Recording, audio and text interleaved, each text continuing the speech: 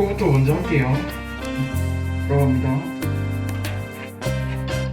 조금만 참으세요. 네, 됐어요. 해볼까요? 크게 벌려야 돼요. 입을 크게 벌려요. 그쵸? 한 번만 더 할게요. 네, 수고하셨습니다.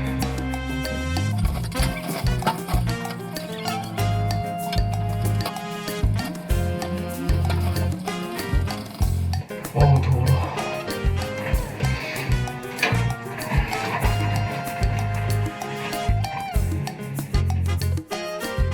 며칠 전부터 인천에서 의료진이 쓰러진 이후에 선별진료소에서 근무하는 공무원 및 의사 선생님들의 휴식 시간을 보장받게 되었습니다. 그래서 이전에는 휴식 시간이 따로 없었는데 며칠 전부터 12시부터 2시까지 휴식 시간을 갖게 되어서 더운 선별진료소에서 일하고 있는 의료진에게 같은 시간이 되었습니다. 현재는 12시 반 정도고요. 환자분이 조금 전에 밥 먹는 동안 내원을 해서 문진을 했고 크게 문제는 없는 것 같아서 3일 정도 지켜보기로 했습니다. 지금 현재는 휴식 시간이고요. 카페에 가서 맛있는 음료수를 먹어보려고 합니다.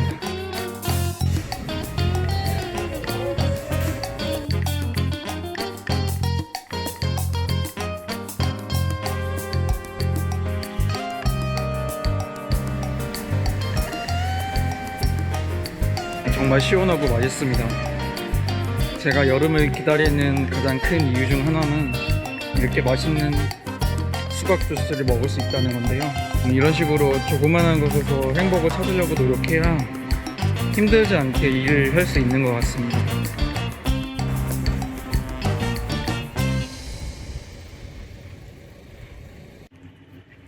오늘은 다른 선별 진료소로 왔는데요. 이렇게 에어컨이 설치가 되어 있어서 좀 낫습니다. 지금 해외에서 입국한 환자분이 계셔서 검진을 제칠 예정입니다.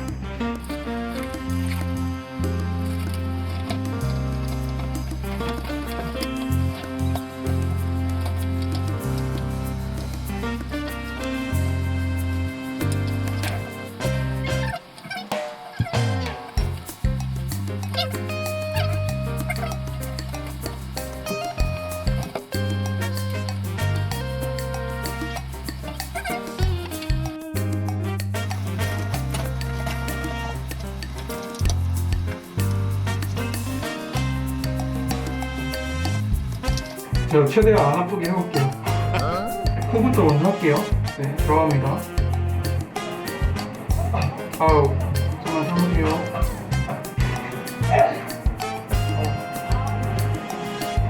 이건 안 아파요.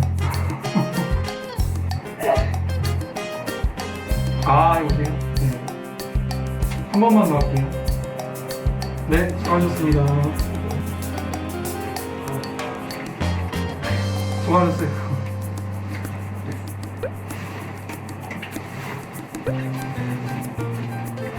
네, 가셔도 돼요. 네.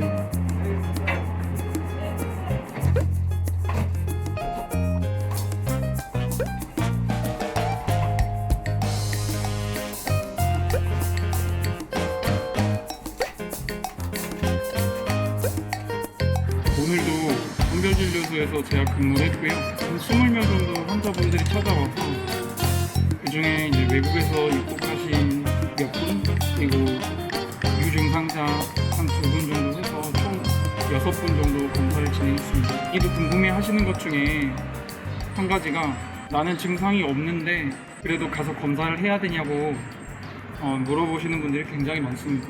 저희 선별진료소에 전화 오는 상담의 절반 이상은 염증 이상의 증상을 갖고 있지 않지만 본인이 불안해서 검사를 받아야 되는지 그 유무에 대해서 판단을 듣고 싶어 전화하신 분들이 있는데요. 나라랑 그리고 지자체 지침상 기준이 되는 증상이 있는 것이 아니면 무료로 검사를 진행을 할 수는 없고요. 증상이 없다 하더라도 확진자와 접촉을 했을 가능성이 굉장히 높거나 아니면 나라에서 분류해 놓은 고위험군, 예를 들어서 입국한 국민이라든지 외국에서 입국한 외국인, 중요한 시기를 보내고 있는 학생들의 경우에는 일반 기준보다는 조금 낮춰서 선별 진료를 하는 편입니다. 대부분은 오셨다가 증상이나 역학조사 이후에 위험성이 그렇게 높지 않다고 판단을 하여 집으로 돌아가는 편인데요. 저는 이제 3일 정도 지켜보자고 말씀을 드리고 그 이후에 다시 전화를 주시는 비율은 10% 미만입니다. 대부분은 이제 3일 이내에 회복이 된다는 의미겠죠.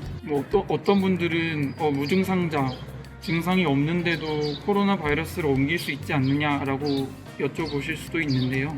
무조건 또 증상이 많다고 해서 진행을 하는 것은 아니고, 증상이 없다고 하더라도 예를 들어서 확진자가 다녀간 동선이나 겹친다든지 아니면 확진자와 접촉을 했을 가능성이 굉장히 높을 경우에는 발열이나 인후통, 가래 등이 없어도 검사를 진행하게 됩니다. 실제로 그런 식으로 진행을 해서 확진 판정을 받으신 분들도 있으시고요. 유증상자에 한해서 검사가 진행되긴 하지만 의사의 판단을 굉장히 고려해주는 편이고요. 증상자 위주로 검사를 진행하는 이유는 대부분 확진자와 접촉을 한 사람들은 이미 검사를 마친 상태고, 따라서 확진자의 동선에 겹치지 않는 대부분의 사람들은 코로나에 접촉이 되지 않았을 가능성이 굉장히 높습니다.